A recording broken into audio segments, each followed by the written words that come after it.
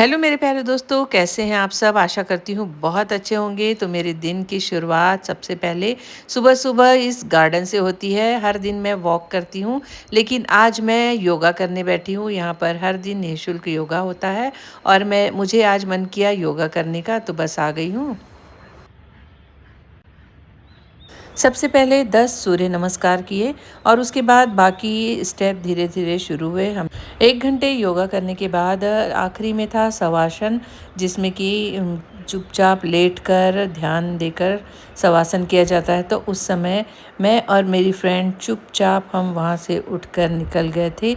हमें थोड़ी मस्ती करने का मन था। बाकी लोग शवासन में लेटे हैं, जैसा कि आप देख पा रहे हैं, और हम 4 फ्रेंड वहाँ से निकले और थोड़ी देर ठंडी वाली जगह में बैठकर हम लोग थोड़ा गप मारना चाह रहे थे, क्योंकि सुबह-सुबह सच में फ्रेंड्स के साथ बातें करना अलग ही मज़ा देती है। उसके बाद घर आ गई थी और जल्दी से नहा धो लिया। और आज की तिथि है आधे दिन की अष्टमी और आधे दिन की नवमी। तो मेरे घर पर राम नवमी का जन्म उत्सव हम मनाने वाले थे, इसीलिए मैंने सबसे पहले भोग का खाना बनाना शुरू किया। हर पूजा पाठ में शुरुआत मैं मीठे से ही करती हूँ, तो आज ज़्यादा कुछ नहीं, सूजी का हलवा बना रही हूँ। जैसा कि पूड़ी हलवा हो चाहे चना सब्जी, इसका महत्व होता है नवरात्रों के दिनों में। तो बस मैं भी आज सूजी का हलवा बना रही हूँ। घी में अच्छी तरह से सूजी को भून लिया है और फिर ढेर सारा दूध डालकर अब इसे बफाने रख दूँगी। दूध डालने से बहुत ही अच्छा टेस्ट आता है। अगर दूध नहीं है तो पानी भी डाल सकते हैं और इसे ढक दूँगी, और ये भाप में अच्छी तरह जब पक जाएगा, उसके बाद मैं डालने वाली हूँ इसमें शक्कर। तो लगभग हलवा पक ही गया था। उसके बाद मैंने 1 कटोरी शक्कर डाल दिया है और फिर इसे अच्छी तरह मिक्स करूँगी, और इसमें अपने मन चाहे ड्राई फ्रूट्स आप डाल सकते हैं और थोड़ी देर और बफाने रख दूँगी। और इसमें डालूँगी स्वादानुसार इलायची पाउडर। तो ये बिल्कुल झटपट बनने वाला हलवा है, इसलिए जल्दी से बन भी गया था, तो बस मैंने इसे अलग से निकाल कर रख दिया।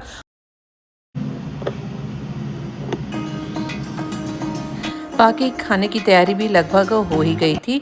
मुझे बाजू वाले मंदिर में ओली भरने के लिए जाना था। जैसा कि आज अष्टमी है, तो मैं माता रानी को हमेशा ओली भरती हूँ, और भी कई भक्त वहाँ पहुँचे हुए थे। तो ओली की सारी तैयारी मैंने कर ली थी और अब माता रानी को ओली भर रही हूँ। उसके लिए मैंने लाल चुनरी रखी है, ब्लाउज़ पीस का कपड़ा रखा है, साथ ही नारियल, चावल, हल्दी, कुमकुम और सुहाग का पूरा सामान। और जो चावल रखा है उसमें सुपारी और बादाम ज़रूर रखना चाहिए, ऐसा माना जाता है। और कुछ फल भी लेकर गई थी। इस तरह से मैंने अपने ओली भरने की शुरुआत की। पहले सभी सामग्री में हल्दी कुमकुम लगाया और उसके बाद माता रानी के सामने रखा और पंडित जी को कहा कि माता रानी को दिखा दें, क्योंकि यहाँ मंदिर के अंदर जाना निषेध है। तो बस बाहर से ही सारी पूजा कर ली और घी का दीपक जलाया, अगरबत्ती दिखाई। इस तरह हर साल अष्टमी को माता रानी की ओली भरती हूँ।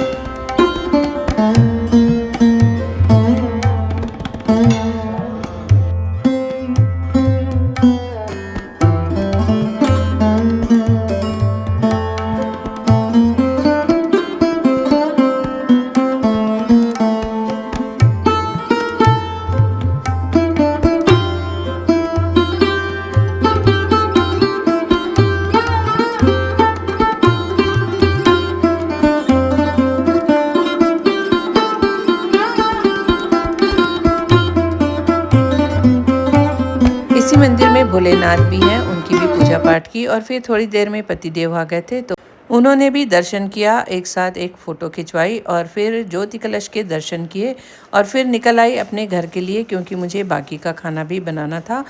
घर में हो रही थी पूजा पाठ, बेटा कर रहा था आज के दिन।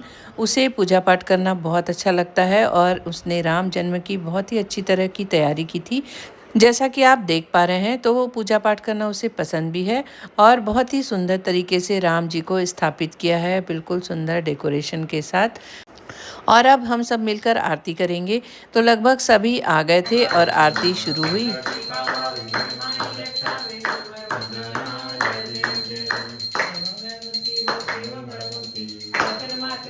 तो दोस्तों आज ही के दिन 11:30 बजे के बाद नवमी का मुहूर्त लग गया था, इसलिए हमने आज ही राम नवमी भी मनाई। उसके बाद मेरी बाकी के खाने की तैयारी शुरू की। आज मैंने पूड़ी बनाई है, साथ ही आलू की रस्से वाली सब्जी और हलवा और दाल चावल भी बनाया है। आज हमें भंडारे वाले खाने का मन था तो बस उसी तरह का मैंने खाना बनाया।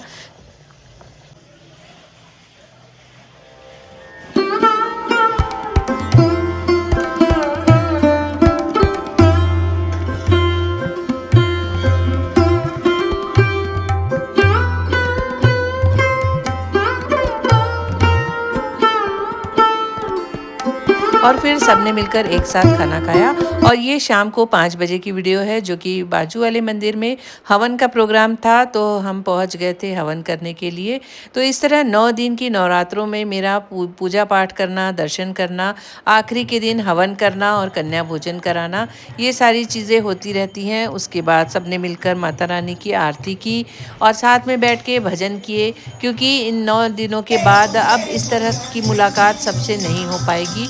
नवरात्रों में एक अलग ही माहौल बन जाता है और बहुत ही ज़्यादा सुकून लगता है। ये सारी चीज़ें करना मुझे तो बहुत ही पसंद है। आपको मेरे वीडियो से देखकर समझ में आ ही जाता होगा।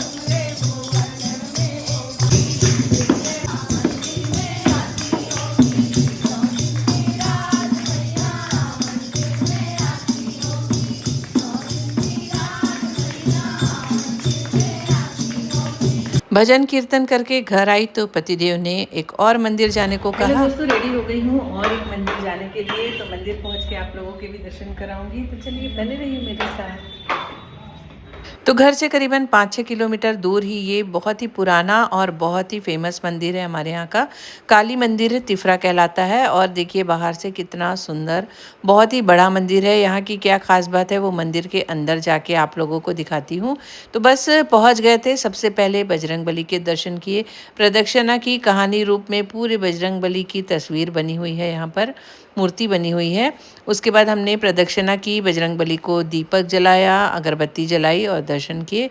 बहुत ही विशाल प्रतिमा है बजरंगबली की, जैसे कि आप देख पा रहे हैं। और यहाँ काफ़ी सारे भगवान जी है, करीबन 111 भगवान जी की मूर्ति है इस मंदिर में, यही यहाँ की खास बात है।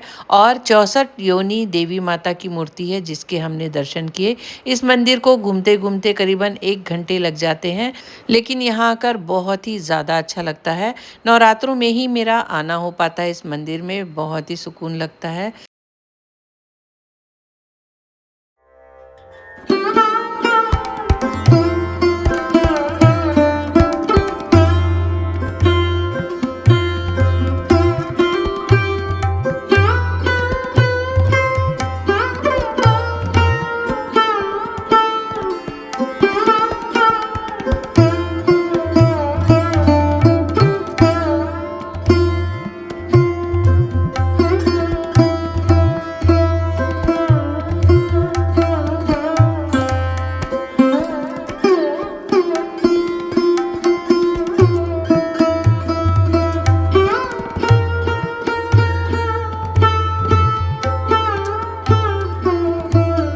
इतने सारे देवी देवता एक ही मंदिर में हैं, ये देखकर बहुत ही ज़्यादा अच्छा लगता है।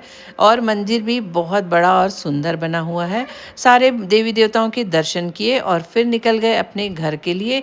तो कैसा लगा आज का मेरा ये वीडियो आप लोगों को? वीडियो अच्छा लगता है तो वीडियो को लाइक कीजिए, सब्सक्राइब कीजिए, कमेंट्स कीजिए और बने रहिए मेरे साथ। फिर मिलूंगी एक नए वीडियो में, तब तक के लिए बाय बाय।